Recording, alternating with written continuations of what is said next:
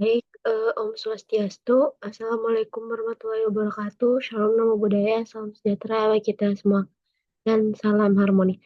Jadi di sini di ujian akhir semester keamanan komputer, di sini saya mengambil studi kasus nyata yaitu sistem kasir otomatis Amazon Go.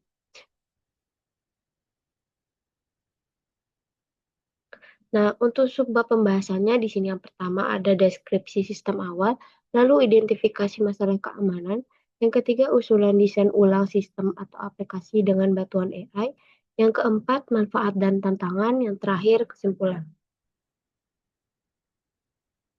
Nah, untuk di sini yang pertama, deskripsi sistem awal dari aplikasi Amazon Go ini merupakan sistem kasir yang merupakan di mana sistem ini itu bekerja tanpa memerlukan kasir gitu. Dan di sini fungsi utamanya yaitu memungkinkan pelanggan belanja tanpa melakukan antrian.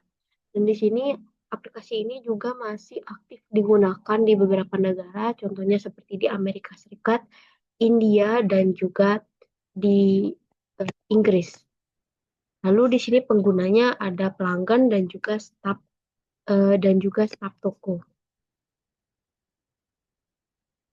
Lalu di sini ada masalah masalah keamanan yang dihadapi. Yang pertama adanya tidak ada verifikasi fisik barang keluar toko. Jadi eh, maksudnya di sini yaitu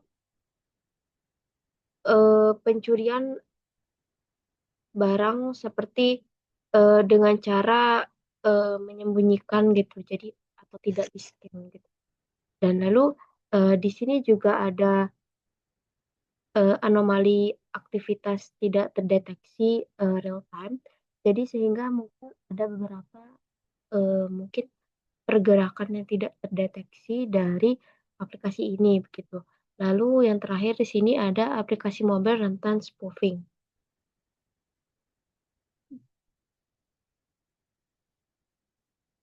Nah, lalu di sini ada usulan desain ulang terkait dengan aplikasi ini, tapi dengan bantuan AI. Jadi yang pertama di sini ada AI 3D object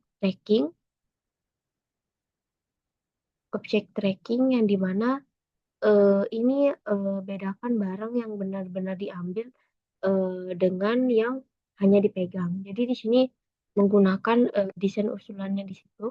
Jadi sehingga misalkan pengguna ini memegang eh, jadi di sini di objek tracking ini bisa membedakan mana barang yang benar-benar diambil oleh pelanggan, mana yang cuma hanya dipegang.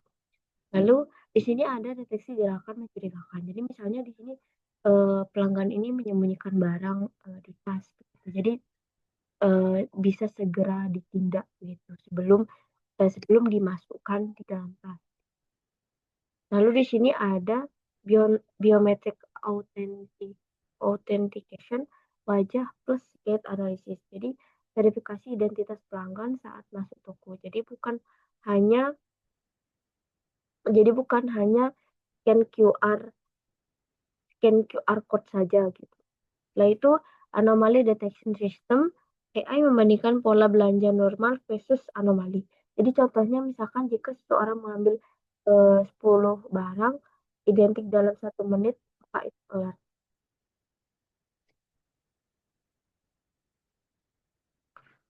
Nah, lanjut di sini ada manfaat dan juga tantangan.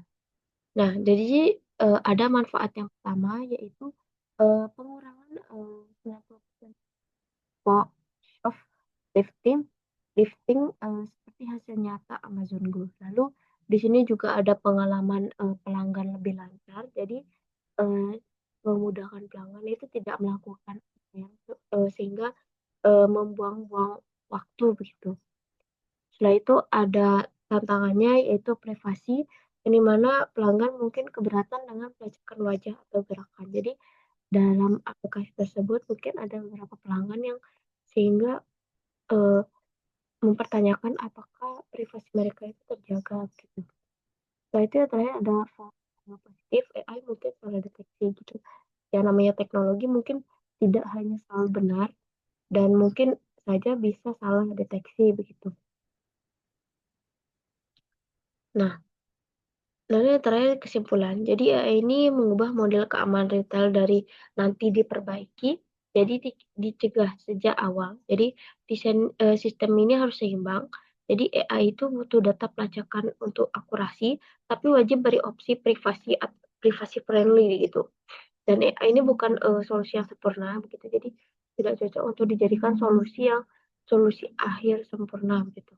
Dan keunggulannya di sini efisiensinya itu 90% dan real time response, dan tantangannya itu butuh mitigasi false positif dan transparansi ke publik. Mungkin segitu saja presentasi dari saya. Saya tutup dengan terima kasih.